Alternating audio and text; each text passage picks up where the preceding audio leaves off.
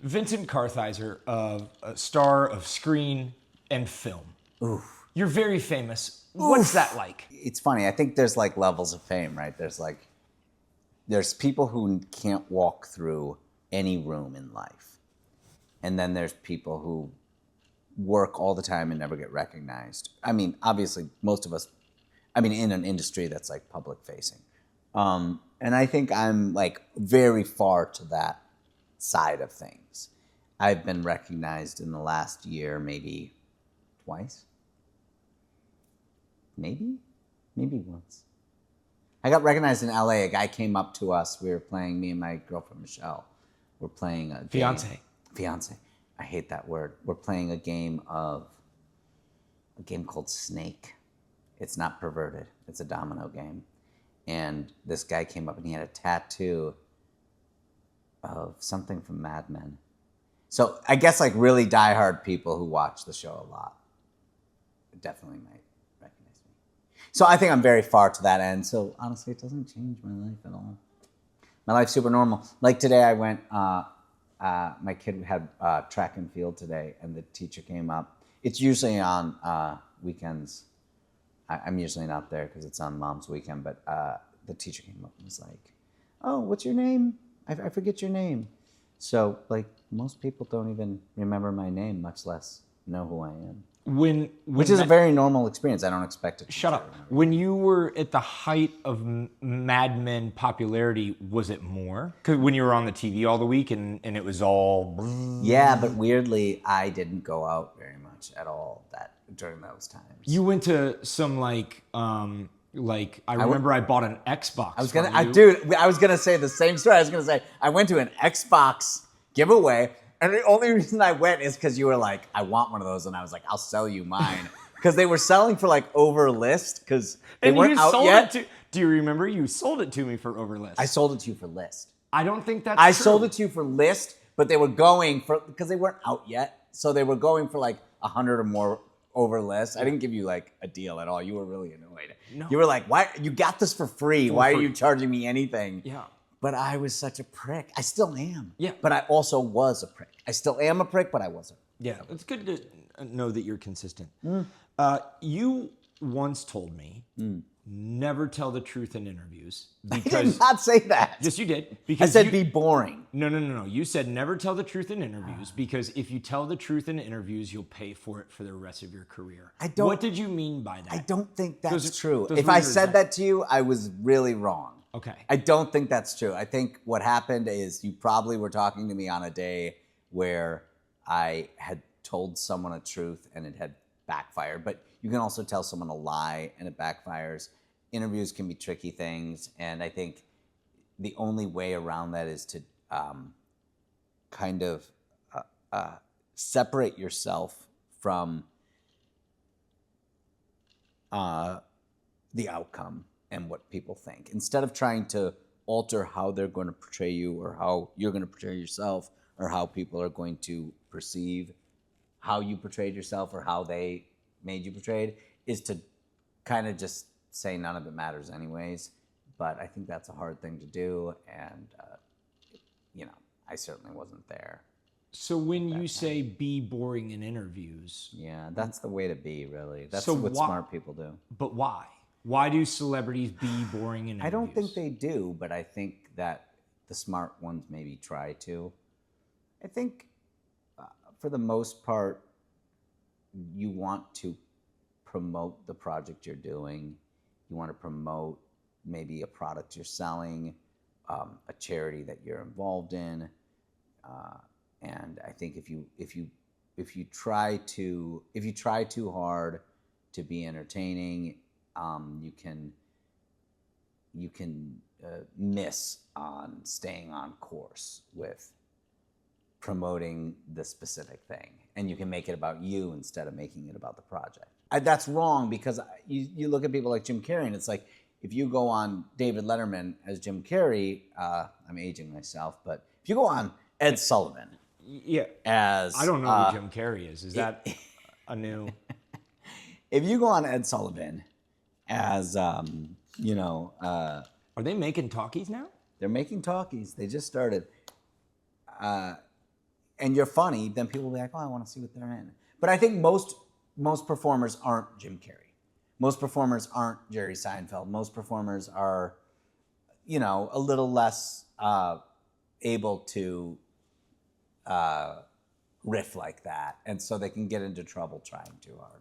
It's like on a date. It's like if you go on a date, if you can remember before you were happily married, and you're like really trying to be funny, it's going to come off a little cringe, Whereas if you're just kind of being real and staying kind of focused on them and the date, it's going to go better. So say that's a bad metaphor. So say you're in a movie with like Justin Timberlake. I was in 2 movies with Justin Timberlake. Okay, so say you're in a movie with two Justin Timberlakes. There's 2 Justin Timberlakes. They've cloned themselves. And you've been in a movie with both of them. Is this like a face-off, sort of like Nicolas Cage, John Travolta, but both of them are JT? Yes. Okay, I like this movie. Obviously. It's going to be a bummer. Does one pull the other one over for DUI? Yeah, but it's all made by AI, so... Well, yeah. Yeah. So imagine that you had a bad experience on that film, right? And it's a very interesting story. Would you avoid talking about it at all costs? Yeah. I would, but that's not for everybody. Do you think some people would throw somebody under the bus? You mean like I did not, I had a really good experience with Justin Timberlake, but if I worked with a famous actor and they were not great, would I be like, here's a funny story about how they were awful? Yeah. I think some people do that. Yeah. And I think that's fine. That's their choice. I don't do that because I think I don't have enough faith that my perception of things is like actually the objective truth. Does that make sense? Like, yeah, I could have been in a mood, or I might have perceived things differently, or I have my own bias. So like me going into a situation and like speaking about somebody else publicly and spreading some sort of idea about them based on like my interpretation of events seems a little foolhardy. You telling me that about being boring in interviews has now reminded me that I should be boring in this interview. You maybe should have asked that at the end of the interview.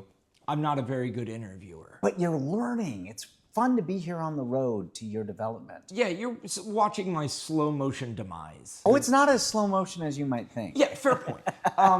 Have you ever had a very negative experience with a star or someone on set and you're like, man, this would be a real good story, and had to sit on it and not tell anybody specifically for that reason? I think stories are as good as the teller, right? Like I've heard stories that are completely non-eventful told by people like John Slattery from Mad Men is like an amazing storyteller, right? For 10 minutes, he can sit there and tell you a story about what he had for breakfast. Yeah. And you'll be like laughing and guffawing. So it's really about delivery. And so I think I could take a brilliant story and I could massacre it. You don't think you're a good storyteller? I don't think I'm a good storyteller, no. I don't think that's my form, like that's my highest form of life. So true. I know. Yeah. Yeah. I agree. Yeah. Back to the beginning. How did we meet? We met because you lived across from me on Lexington Avenue in Los Angeles. And what were you doing slumming it there? Because that was at the height of Mad Men fame. Like the height where everybody talked about it all the time. It was the current The Pit. You know what I mean? Like The Pit is the hot new buzzy show. Yeah. It almost makes me want to say, like, it was so fascinating. This was the most refreshing thing I ever saw in my entire life. And I literally stood up in my seat and I said, fuck yeah. Do you know of The Pit? I do know of it. It's a television program. And, program. It's a television program. And it stars Noah Wilde. I do know that. Who is on ER. Exactly. And this is beautiful.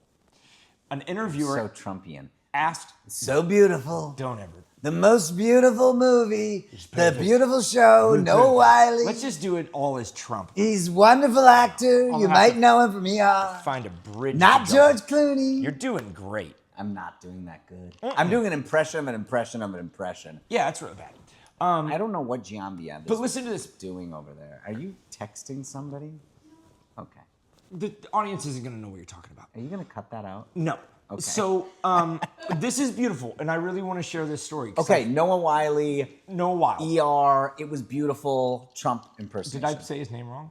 I don't know. No, you said it perfectly. Yeah, great. Beautifully said. He was in an ER with George Clooney, and Noah is now on this hit-ass show called, I hiccuped, called The Pit. Yeah. And an interviewer was sitting down with Noah, and they said, we talked to George Clooney, and he said that he's so proud of you, and he cannot wait to maybe be on your show. And he said to us, if he lets me, what a great show. I would be honored to be on a show. And they said to Noah, what do you think about that? What's Noah's obvious response? I don't want him on my show. I don't want that guy. That's why you don't work. I don't want that guy anywhere. No. I don't want him anywhere near. Shut up. The obvious response is, oh my God, we'd love to have George on. Of course. What does Noah say? But where's George been the past 10 years? George is doing movies. Why has he never called me? Now he wants to call me now that I'm on this hit show? Like, he called George Clooney out for the bullshit grandstanding of Hollywood. I found that to be so like, fuck yeah, Noah. Good for you. Like, where has George Clooney? You're proud of me now that I'm on this hit show and you want to be on my hit show because it's a hit show?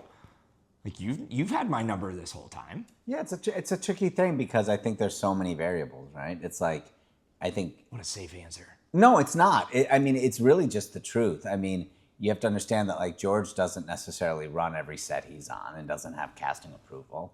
And even if he is the director or producer, like, you'd be surprised how much those things still have to go through many levels of, executives and things like that.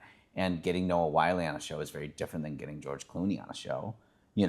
I'm sure they would jump at the chance to have George Clooney on the show, while getting the Coen brothers to agree to Noah Wiley doing a role in one of their movies is a totally different animal. And so, like, I'm not trying to say that I agree with either side, but I am saying that, You just destroyed my point with logic. No, I just think that yes, there are elements to the industry that are fickle and shallow, and there are elements that are based monetarily and are based on public perception, and they frustrate us as artists, and they frustrate us as people. I mean, there's many times that we've all been on shows. I mean, I was on a show, and can you say what the show was? No. Okay. And it was with a network, and it was the first season, and they wanted to bring on an actress to be my girlfriend on the show. And I went to the studio heads and I said, I would love it if you guys, instead of getting, an actress who, fits the kind of mold of what we always see on TV. We were shooting in a specific city that had a great theater world, and I was like, why don't you find someone in the theater world here who might not fit that, like, beauty standard of Hollywood, but is like a powerhouse actress who never gets these opportunities and is just going to come in and, like, elevate all the work. Right. And this is 10 years ago or 8 years ago or 15 years ago, I can't remember. And they literally, and it was the funny thing is that it wasn't like what you think it might be, the white-haired older man. It was actually two women I was talking to, and they kind of laughed in my face, kind of like, oh no, we're not doing that, I mean, they didn't literally do that, but it felt that way. And ultimately what they hired was that kind of mold, and she was great. She wasn't bad. I'm just saying there's so many elements at play, and I can't even blame those people because they're also being pushed by agencies and publicists, and to think that we understand the variables at play, it's kind of like looking at a political situation and being like, they should just do this, or why do they say that? It's like, you don't really know even 1% of what's really going on, and to think that, George Clooney can just stamp somebody into a role, while on some projects he might have been able to, there were probably plenty that he couldn't. And we'd probably be surprised at how he couldn't maybe maneuver like we might think he could. But think about your perspective. You cut your teeth as a youth in the Minneapolis-St. Paul area with stage actors who taught you all that you know. And I know from what you said to me, you said, you take the worst stage actor in Minneapolis, St. Paul, and they're 10 times more talented of an actor than Justin Timberlake will ever be. Your words, of course, is what you said. No, you didn't say that. No, that was a joke. No, I was kidding. I was trying to do a callback. But is your perspective that these that stage actors, because that is your perspective and that is your truth, as it were, that they are some of the most talented, unbelievable? Because I know at the height of your Mad Men fame, you told me, Landon, don't go into my house when I'm not home. I'm going to, and I still found my way. I will say I started every sentence with you that way. That's fair. I'd be like, hey, Landon, don't go into my house when I'm home. And also, where did I park my car? It's like literally every conversation. Well, every conversation we had. You did break in several times, so. Only after you, that's another story. Okay. But your perspective, you find it to be, and your microphone is now flaccid. You found it to be that you really believe in and were nurtured by the true titans of the Minneapolis-St. Paul theater scene.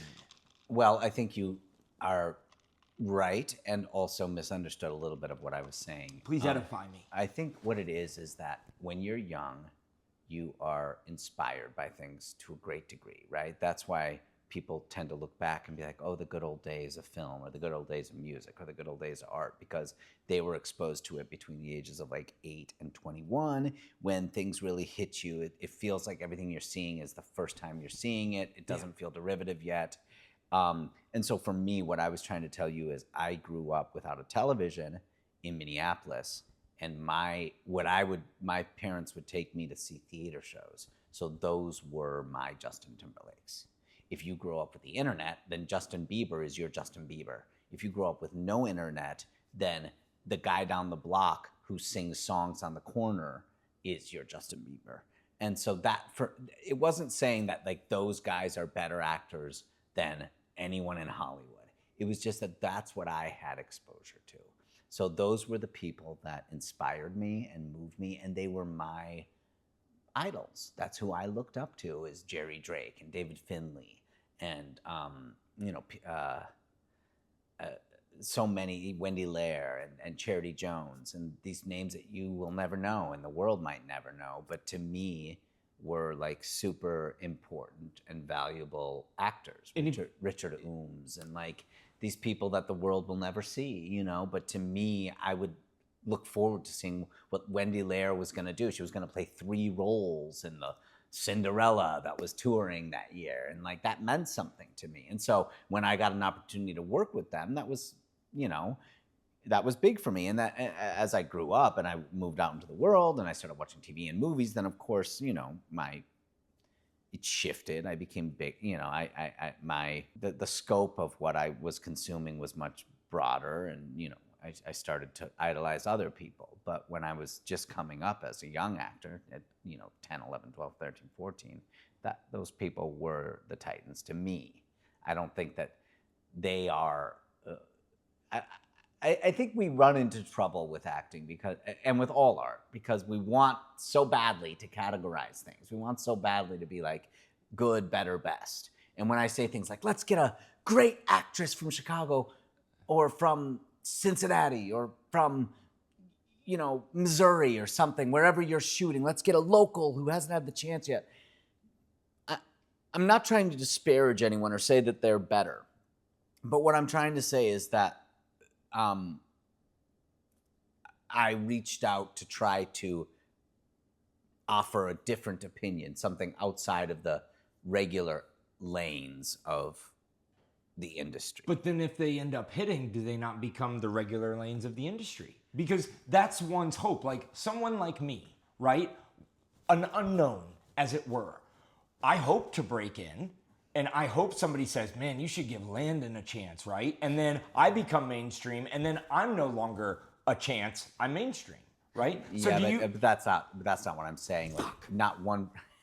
Not one person can become mainstream. I think it's more like an idea of not a stereotype, but like a trope. Like I have a better question. Shut like up. No, shut up. It's Shut up. it's No, like shut up. you're a very attractive, tall man. Couldn't get you to Like shut you fit the mold of a Hollywood actor. You really do. And like if you were Philip Seymour Hoffman taking lead roles in romantic movies, that's breaking the mold. I miss him so much. And you know what? It's happening. It's actually happening now. I mean, you see it more and more and more where it is starting to move away from there naturally. Because I think... Where is this happening? I mean, I think that I've never seen it. I think there are more and more normal-looking people in film and TV than there ever have been. Yeah. Like if you're talking about the leading men are not someone who's 6'3" with an Adonis jawline and ripped six-pack. Yeah, like they are making character biopics where not Sydney Sweeney and you when you were put together and not so disheveled with a beard had those lead roles, right? I still think you're devastatingly handsome. But look at you on Angel. You were a fucking teen heartthrob. And you've been at the forefront of those things. So at one point, this is a question that I actually had written down. How does one transition from being an unknown actor in Minneapolis to getting that first big break? Because I will say something. I don't think it's me who derails these things. Good. Good. Because how do you? What's the question again? The question is, I don't even remember. You said, how do you go? No, I know what the question was. How does one transition from a Minneapolis unknown theater kid to getting Angel? Lucky. You can't ascribe it to luck. It is. I mean, it's right time, right place, right face. And it's like one right choice at the right time. I mean, that's the thing about life. And you can put this down to any experience you have. You can put this down to getting a job. You can put it down to getting a wife. You can put it down to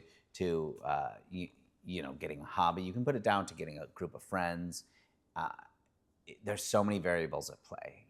What did the person who you're meeting just eat? What did they just encounter before you? How are you playing on those factors? Me getting Angel, I was down to my last. I mean, I was in debt. But I was down. I owed Visa a lot of money. I owed MasterCard a lot of money. How old were you? I was 24. So this is before Indian in the Cupboard, the greatest film of all time. No, I did Indian in the Cupboard when I was 14. So you had already had massive studio movies under your belt. But I had a very small role in Indian in the Cupboard. Yeah, but you were the best part of that film. You didn't. You see blew it. the Indian out of the. I literally watched it 2 weeks ago. Who did I play? You played the long-haired brother. I literally had one scene where I played with a rat. And you fucking crushed it. You're so sarcastic. Everyone still talks about it. No, they don't. So I literally was gonna get kicked out of my apartment in like 2 months, and I called my dad. My dad's a tool salesman. Jim, I love him. I love Jim too. And I said, Dad, because back then he was kind of like worried about whether this acting thing was viable. And I said, well, look, I'll come. I'm down to the end here. I've kind of run the credit cards up as much as I can. And if in the next 2 months I don't book something, I'll come home. And before then, I had been really picky and kind of like real artsy about what I auditioned for. And so I said, I'll audition for everything.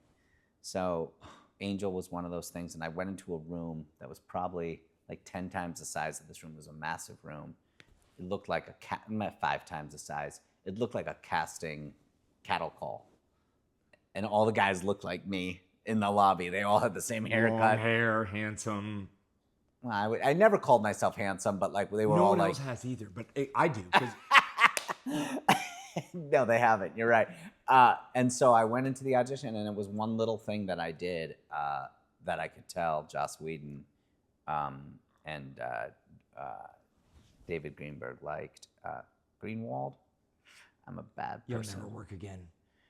I liked him a lot, actually, so I feel terrible that I'm forgetting. But that's my brain, not his fault. And I did this stupid thing where halfway through the scene, I leaned down and I tied my shoe. You were just present in the moment. No, I had planned it. You bitch. Yeah. Now, I had planned it beforehand because... You untied your shoe walking in? No, it wasn't that. It didn't matter whether it was tight or not. I just needed something to break up the scene. There was a beat in there that, like, there needed to be a transition, and I needed something to, like, physically activate me to make a switch. And, you know, these people are seeing people all day long. And but here's what I'm getting at is you don't know who they saw before that. You know, they had been in that room watching 3, 4, 5, 6, 12, 20, 30 guys before me do probably similar performances. And I made this weird choice. And so, yeah, you know, my life changed in the sense financially. And then I did that show for a while, and it was really great in certain ways. And yet I needed, and in other ways, it can be really tricky in our industry. You know, you have to challenge yourself because it's easy to become comfortable, and it's a scary thing what we do to perform on cue in front of people, and it's kind of a goofy, stupid thing to be like imagining you're like a character in something. It's It's kind of like goofy and juvenile. Yeah. It's make believe. Yeah, but it's also like kind of serious in a weird way, and you have to take it serious. Honest. Yeah, and so you making it serious kind of makes it even more ridiculous. It's the honest buffoonery. Yeah, and so if it's easy in that setting to like play it safe because it's kind of embarrassing to like not. It's kind of embarrassing to like really go out on a limb, and so you have to kind of want to embarrass yourself. You have to make an ass of yourself. Like that's kind of the job, and you have to fail a lot, and that failing doesn't come like, you know, like I don't work out obviously, but people who do understand that like I mean, look at me. I've given up. Yeah, I never started caring, but people who do understand, like they work out. They don't work out in front of a crowd. They're failures when they can't lift the weight, or when they have to stop early, or when they have to go to the bathroom to throw up. Like those failures happen in private, you know. And a lot of people, not all people, there's a certain percentage. I'm not saying that acting is like some super unique experience. A lot of jobs involve failing in public. But our job is one of those that involves failing in public. Right. And so you just have to be willing to do that. And you have to be willing to fail in public, and it be recorded, and it be shown over and over and over. And then have people come up to you and be like, hey, you fucking fucked that up, didn't you? Oh, speaking of which, you're a meme where you fall down the stairs in Mad Men. Was that rehearsed? Yeah, it was scripted. Okay. I love that you're a meme. Well, the idea of that, I think, and I always speak out of turn with Mad Men, and I wonder if Matthew Weiner could see my interviews, if he would be like, that's not what that was about. Is that your Matthew Weiner impression? I haven't seen him in so many years, so it's terrible now, but I used to do a pretty good Matthew Weiner impression. That's not what it is. But I think what that was about was like, you know, Pete's trying to make like this huge, like, I'm the man coming down the stairs, and like right at that moment, like at the worst moment, he, you know, falls on his face and has to like recover in the moment. But yeah, it was scripted, and I think we did a few takes. I don't know if that was the best one, but accidentally falling it's like faking a sneeze or faking a laugh. Oh, it's so hard to fake laughter if you're a bad actor. It's very easy. It's very hard for me to you're gifted of a performer. That's why it's so hard for me. Yeah. No, it's hard. It's hard to do all of those things. Dude, you have been fake laughing at me, and I almost believe it every time since our inception. I think you're really funny. I don't know if I've ever fake laughed at you. Yeah, one thing you can understand, I hope you understand about me, Landon, is that I'm not really a flatterer. I don't really give like empty compliments. I think it depends on who it is. No, I mean, yeah, okay, if you're a child under the age of 6 and you're disabled and terminal, then I'm definitely gonna flatter you. Okay, Babe, was that bad to say? We found our trailer clip. Baby, was that bad to say? Yeah. Checking in with the audience. Differently able. Checking in with our wives. Gosh, I'm old. forgive me. Yeah, that was bad. Was it really? Yeah. How bad? No, it was. I mean, No, I'm the a fact terrible. that you said no makes me think it was. Well, I'm a scientist, and I don't take anything. Nothing to me is sacred. yeah, but other people aren't scientists. I know, and I don't understand them. Other people aren't autistic as me. Everything is zeros and ones. It's like you can make a Nazi joke, and I'd be like, okay. You can make a dead baby joke, and I'd be like, okay. You can make a Christian joke, and I'd be like, okay. Like I don't care about any. What do you think is worse, Nazi jokes or dead baby jokes? Or a couch joke. They're all the same to me. Everything is just data. I don't ascribe emotion to anything. Anything. Nothing. Nothing to me is emotional. Emotion is intellect hijacked by feeling. And I don't have the feeling. If you could do any kind of genre film, what would you do? Whatever makes money for the next one. Because you and I just got done doing a film called Go On. And I have found that dialogue-driven dramas are the death sentence to making money. But the key to making money is a genre film, horror or psychological thriller, which is and why you want to the next make money so you can make another one? Okay, so I want to make another. I believe, my personal opinion, is the first film that you make should be a thesis to who you are as a filmmaker. Your second movie should prove that you can make money, and your third movie should be whatever the fuck you want.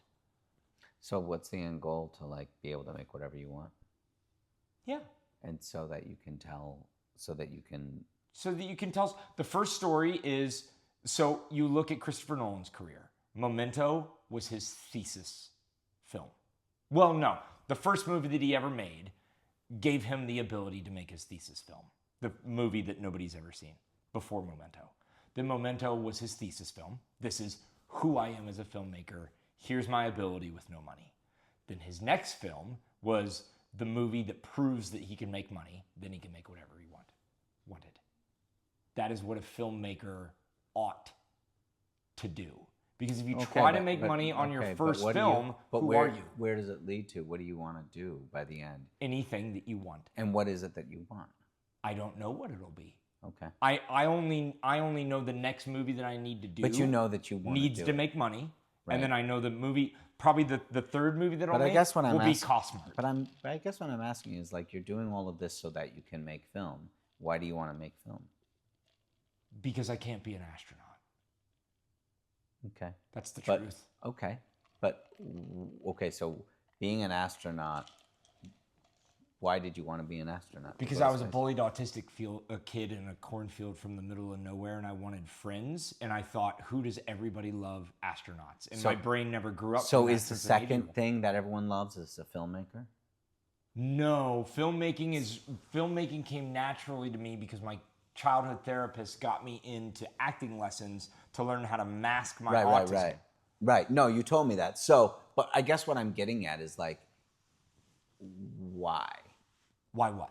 Like, I understand why you got into film, but okay, you want to make a thesis film, and then you want to make a film that makes money to prove that you can do it. But to what end?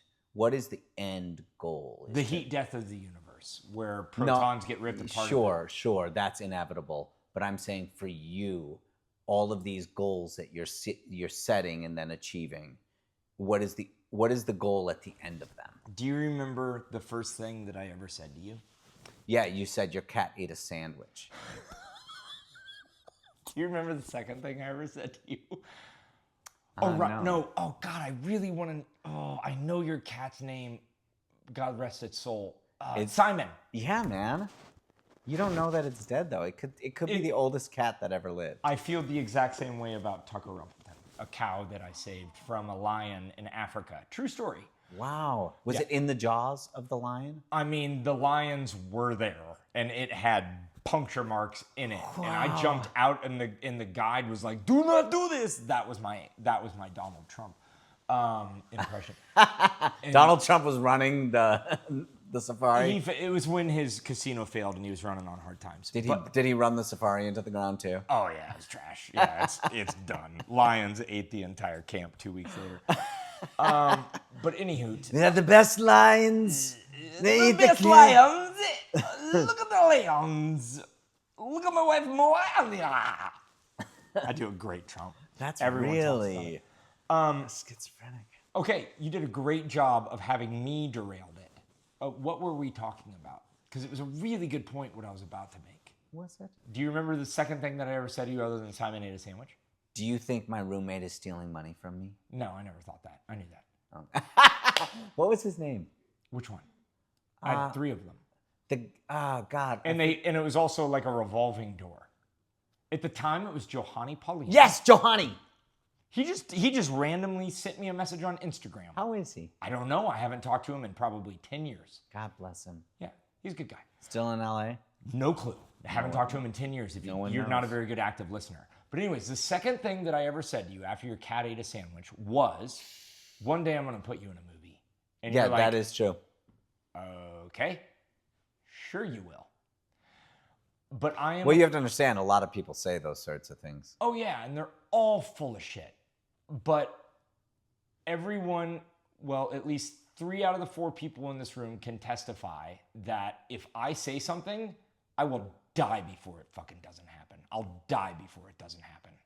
Is Michelle one of the 3? She is. Okay. Yeah, her and I have been... How do you think you two met? You think it was happenstance? No. He was like, go on Hinge. Puppet master. Just baiting the algorithm. But this is a very, very wide elliptical orbit, not to be an astrophysicist about it, but you said, why am I the way doing this? The reason that you and I are here right now was because the second thing that I said to you after Simon ate a sandwich was because I told you I was going to put you in a movie, and I would die before I say something that I don't make true. Do you think that's why we're here? Yes. Why? Because I said it. I don't think so. And now we need to sell it. See, I don't think so. I think we're here because of all of the moments that came after that. Like, look, yeah, sure, that's fine that you said that and you achieved it, and that's great. But if we hadn't had all the experiences between that and the moment you called me and said, will you do this film with me, we wouldn't have done the film together. And so, sure, that sentence is one moment, but we also did the short film together in the office. We also would hang out outside your apartment. You also would come over to my house and we would riff on things. You also would, take me to that, what was it, a Russian bakery shop that you loved that was like 65 minutes away. It was Porto's. It was oh my Cuban. God, dude. You Cuban would drive like forever. You'd be like, this is the greatest place. And it was like just a basic bakery. Yeah, it's not very good. And it's like, dude, why are we going across the city for this? But, we had a lot of experiences between then. I mean, I'm not going to talk about like the other instance that happened where I introduced you to a woman, but like... we're talking about January Jones. Yeah, we don't have to talk about that. It's in here, so we will be talking about it. We're not going to talk about it. But what I'm saying is like, we went through things together. It wasn't just because you said that. You tried to break up with me like 4 times. No, that's not true. We have different perceptions of things. I remember at one point me being in New York and you calling me and being like upset about something. We had been texting and you were like, you thought I wasn't trying to be your friend anymore, and I called you and I was like, look, man, people have things going on in their lives. You have to give allowance to people for like that they have their own shit going on. And I know that you have your own shit going on. That's how friendships are. They go through phases and they ebb and they flow. It's like work, it's like relationships, it's like everything. And we went through those ebbs and flows. And that's what makes a friendship, is not some trajectory that's just good. You have to sustain some sort of stuff together, and we did. Which one thing that you said to me that really made me mature almost instantaneously was something happened in our relationship.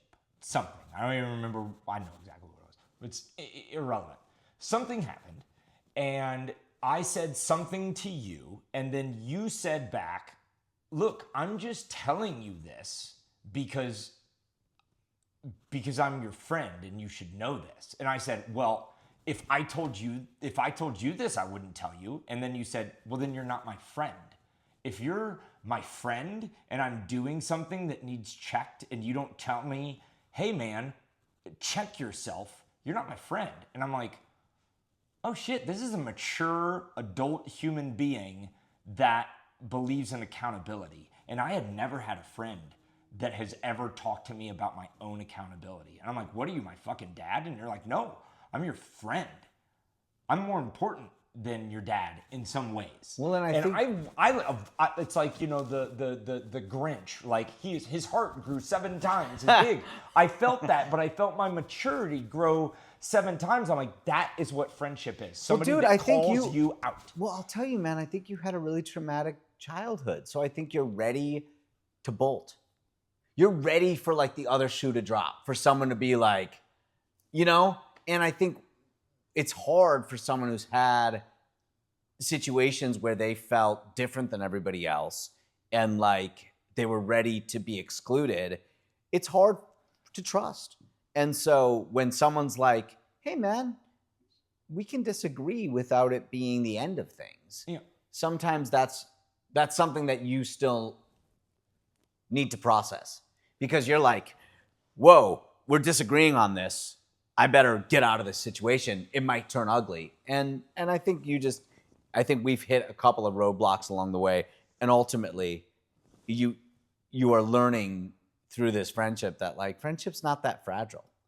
You know, like there are lines, there are boundaries that people can cross in friendships that like, you know, and everyone has different ones, but Unforgivable ones. unforgivable. Yeah. That like you show your true colors or you show some sort of betrayal or something, but we've never come even close to those things. And you don't think we have?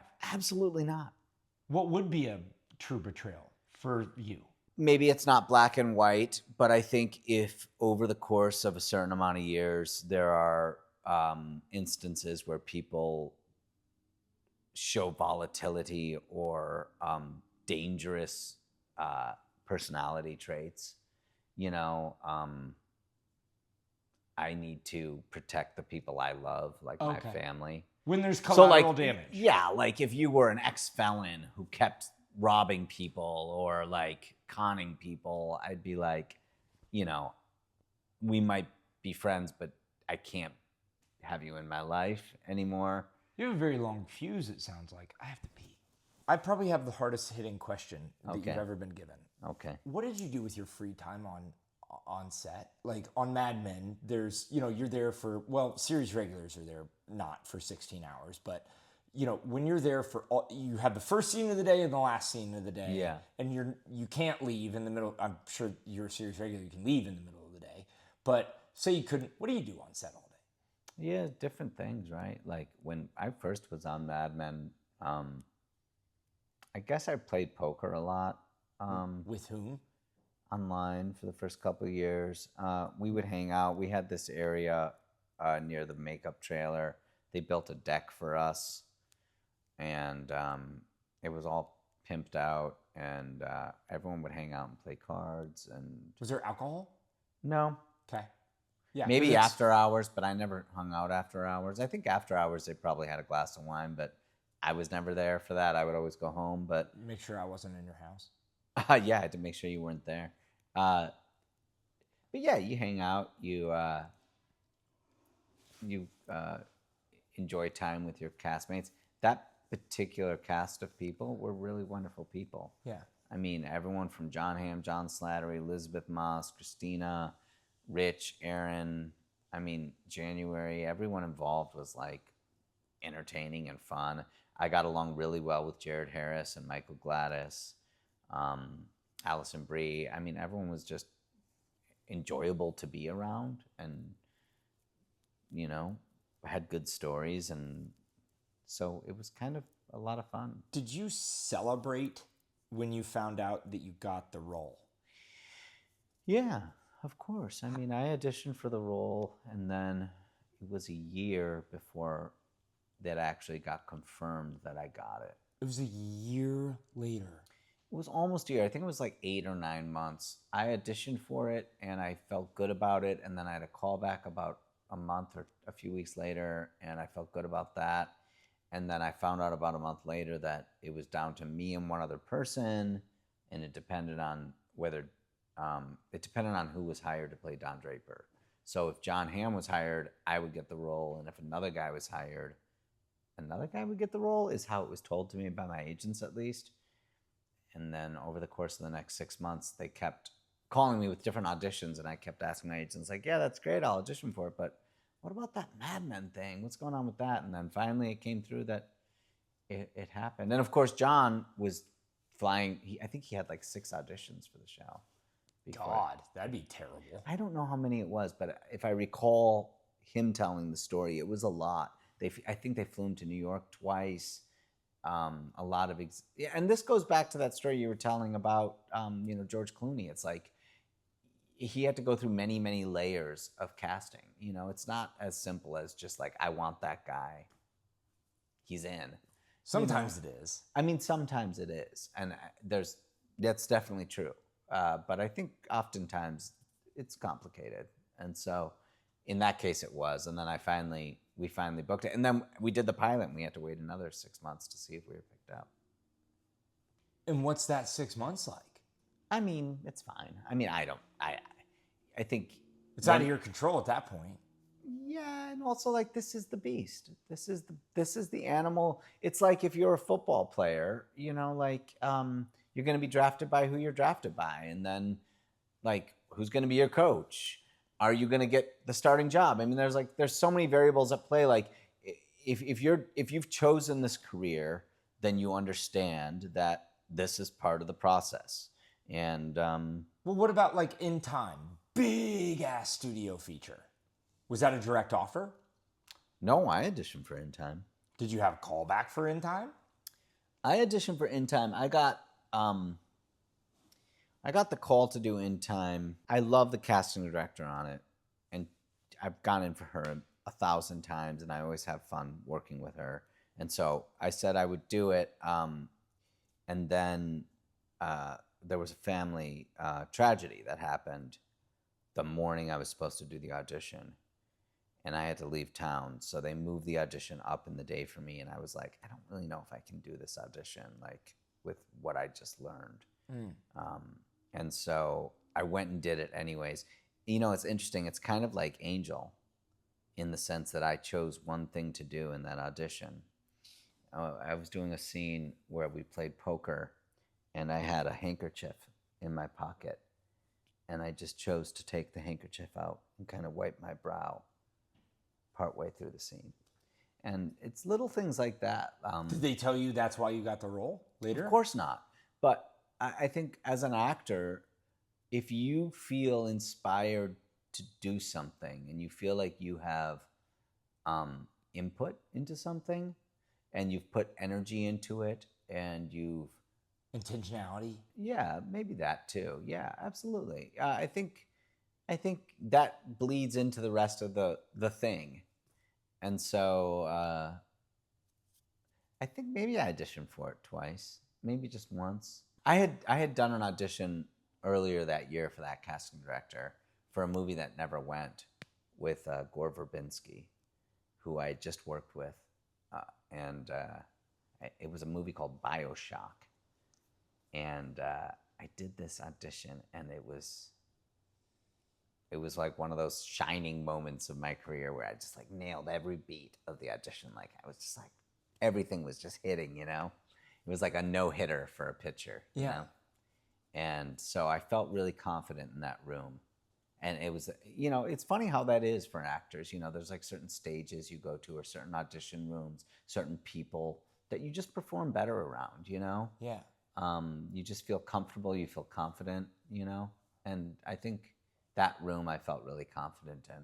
So going in there and doing that scene, I was kind of in my element. Did you book it? Strong. BioShock? Yeah, I did. It just never went. Oh, so you booked a role and the movie never happened? The movie never happened. Awful. Does that hurt? No. It doesn't? Well, this is the job we do. I mean, this is part of the game. It's like, I forget the player, a Kansas City guy who just had a career-ending injury last year, and he's going off the field, and he's like, thumbs up, man! It's like, that's what we sign on for, Like, it might happen. You might get your ACL torn. That's the job. It's gonna happen to you. Yeah. You're gonna have the job canceled. You're gonna have the smear campaign. You're gonna have it's gonna happen to you. So just like embrace it and go through it. Do you think Tom Hanks is at a smear campaign? Well, I'm not saying you're gonna have it. I'm just saying like it's part of the thing. Like these are the variables. He's not escaped to it. It could happen. Well, it is part of. There's definitely people who think Tom Hanks. I mean, go on to Reddit and go to and there's definitely people who think Tom Hanks is part. I mean, like, I'm not gonna speak about it, but like it's part of it. I mean, I'm not saying it happens to everybody, but I'm saying like this is the thing. If you go out onto the field of battle, you might get shot and die. Right. You also might get a Presidential Medal of Freedom. Exactly. Like it's all in the range of what we deal with. And right. So like you can't complain about it really, or like, I mean, you can and you do maybe, but like if you get in the long, like I'm not going to look at one moment like, sure, when BioShock didn't go, I was probably like, bummer. But like, does it affect me today? I mean, like, this is the deal. This is the job. What does affect you today? What still stings or in my job rises like in great elation in you? In my career? Yeah. You just look back at it. What has still sent gravitational waves into your present moment? I try not. I hope that I think part of my goal right now in life is to not focus on that, basically. I think all lives have regrets. I think that you can always look back and say, I could have, or I should have, or why didn't I, and why did I?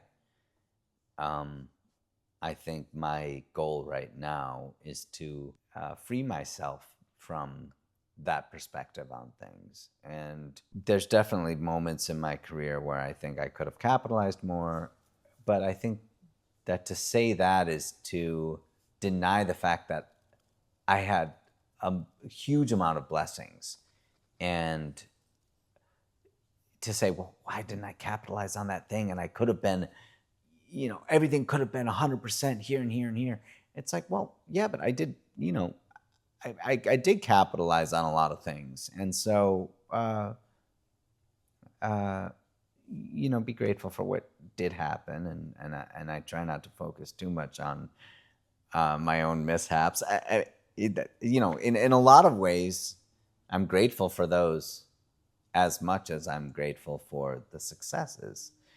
In a lot of ways, they're more valuable to me than the things that turned out. Do you think that talent alone is enough to make it in this industry? No, I think you need an immense amount of luck.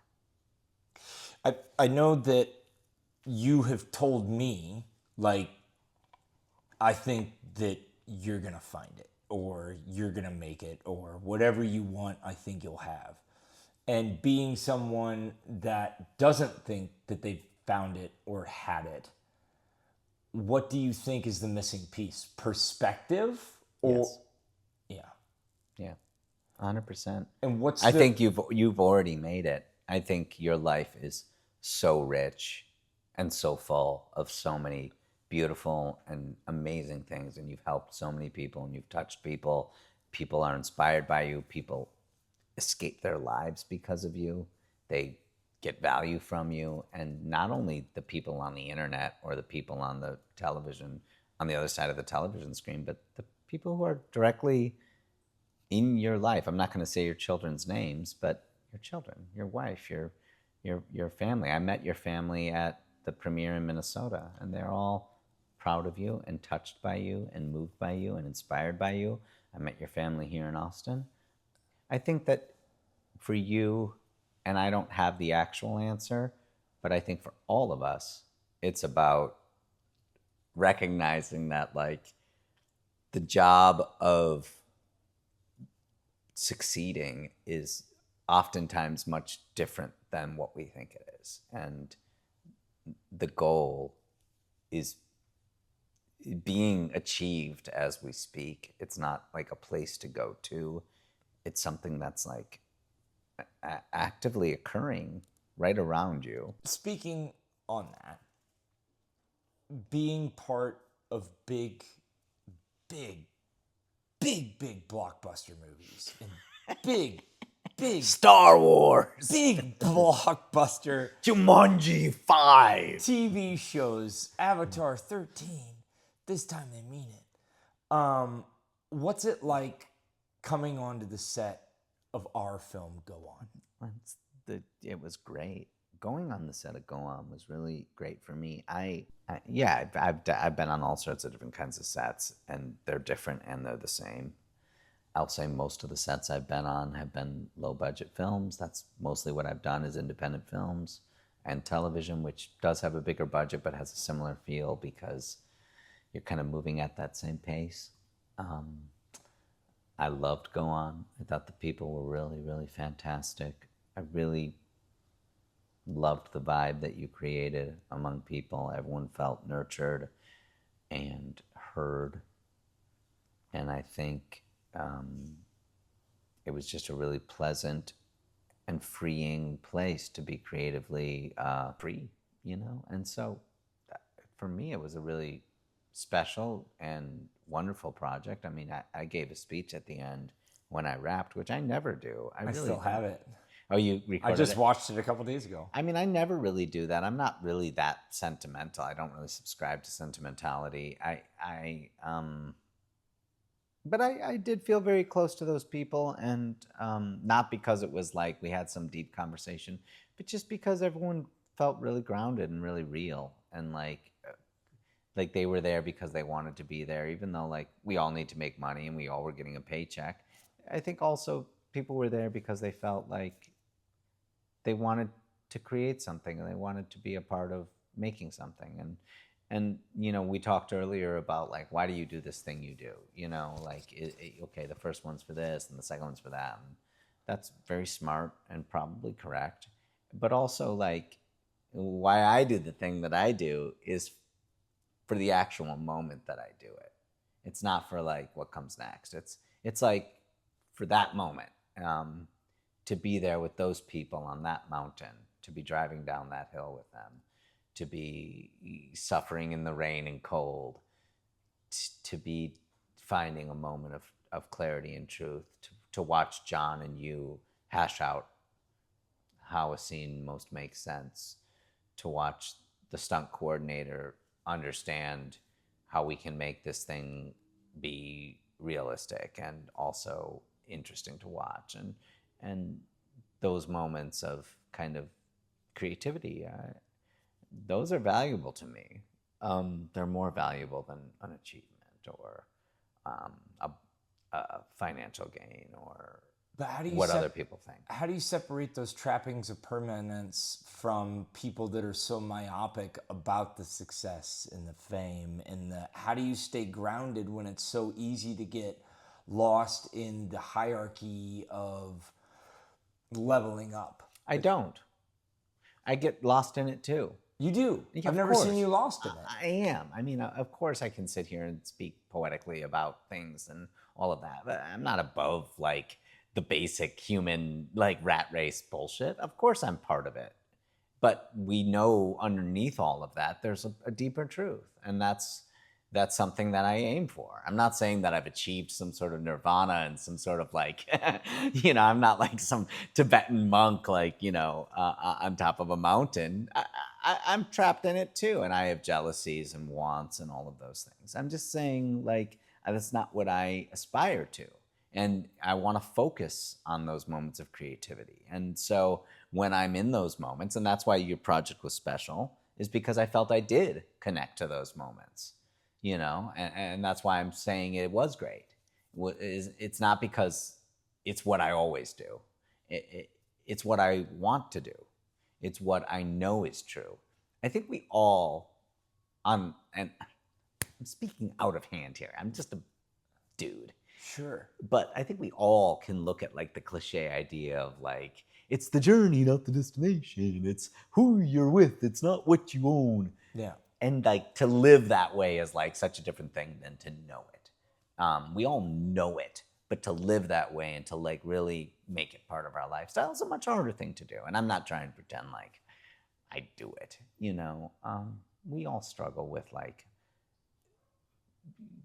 avoiding those traps, and we all want like outside, you know, recognition and validation.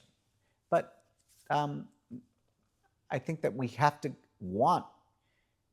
aim to not have those things. That's the goal. The goal, we have to shift. I want to. We don't have to. I want to shift my goals from the next big project or the next big financial gain or the next big, you know, feather in my cap. I want to focus on those moments on a mountaintop in New Mexico where I learned something about photography from a 20-year-old intern. I want to shift my goals from standing on a pedestal with a golden statue to standing in 2-foot snow with a first-time director who wants to tell the story about someone who they lost. You know, that's real. But like, am I there? No, but like making that my goal gets me there. But faster. I can say this about you. I've been on set with hundreds of actors and directed 100 or so actors, and I can say you are the only performer that I've ever been on set with where the best thing I could do was just get out of your way and let your light shine. You have this unbelievable gift that I've never seen in anyone, and I'm glad you're doing what you're doing. I mean, that's a huge compliment. I'm really, really, really flattered by that. And like, you know, I have nothing to say except for that, like, you know, I'm appreciative of that. Thank you. And I wasn't done. You cut me off. I don't want to hear But- anymore. I'm so uncomfortable. But you were really bad in the movie. But But you could have done more. But if you would have just listened to me. No, I wanted to stay out of your way, but gosh, you get fucking up. but it's a movie about loss. Yeah. And it's a movie about two characters that don't have all the answers. Or really any answers. And they desperately want answers. And the only way that they can come to any sort of answers is together. And it's a movie about brotherhood to me. And it's a movie about kinship to me. So being on that mountaintop with you, I mean, it meant more to me than you'll ever know. But if you were stuck in purgatory, who would you want to be there with? And why?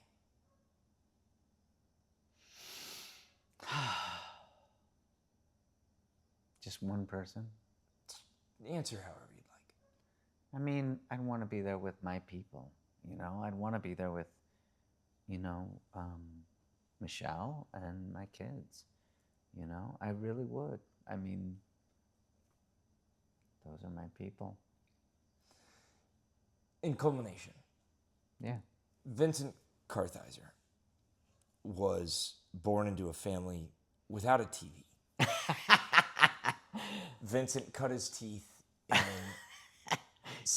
You love the term "cut your teeth," by the way. I say it as often as almost you said, "Are you in my house? Please get out of my house."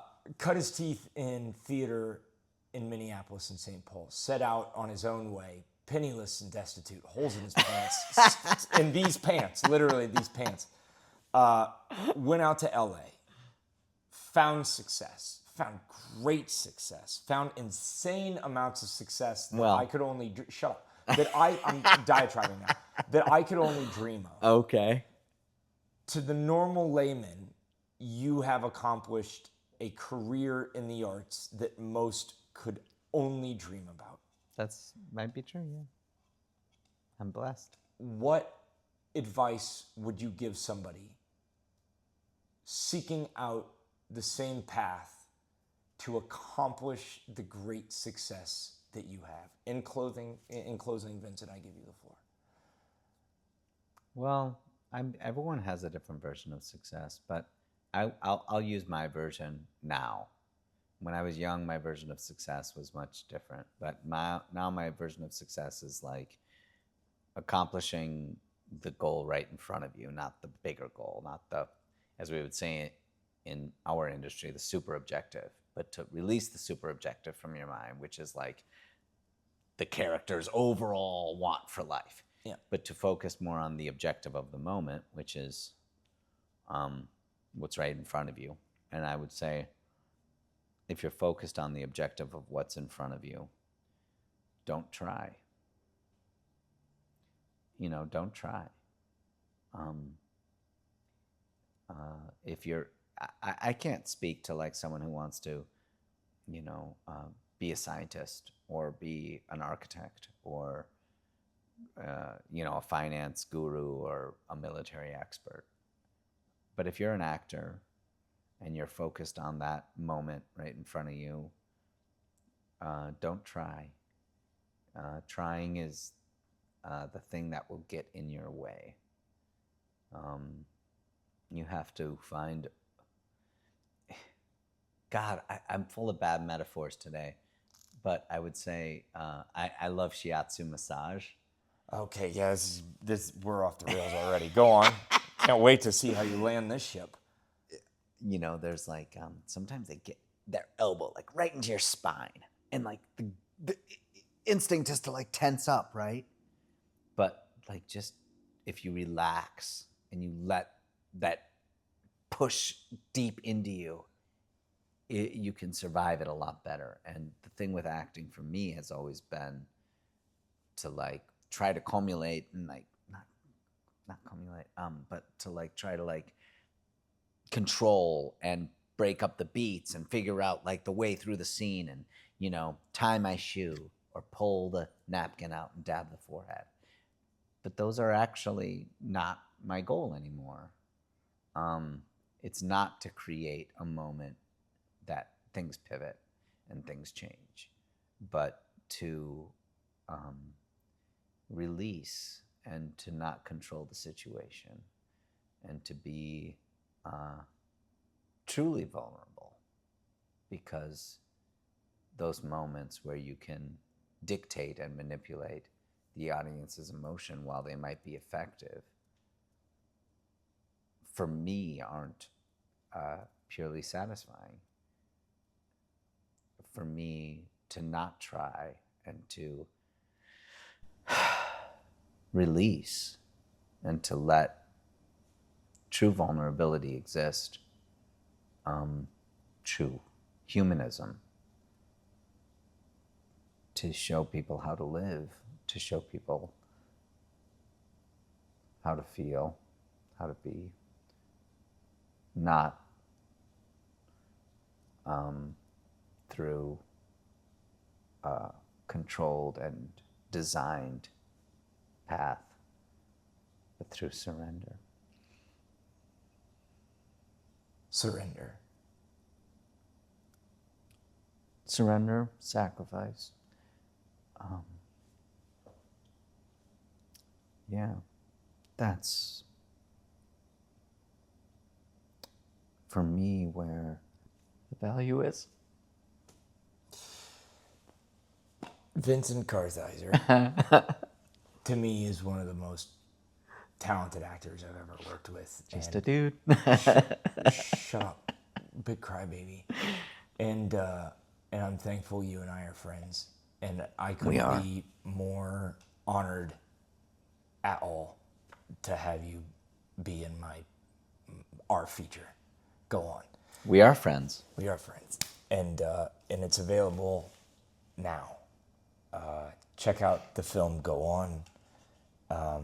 If you're sad and you need somebody to talk to, you just send me a DM or just show up at Vincent's house. Yeah, could you just give your address and your phone number? Yeah, no problem. It'll be underneath. We'll put it in the comments. It in the bio. Link in the bio. There's Vincent Kartheiser. Thanks, dude. Yeah. Now I just sit here and I end every interview with 10 minutes of just looking into my guest's eyes. Okay. And that's about all I can do. Thank you, Autism.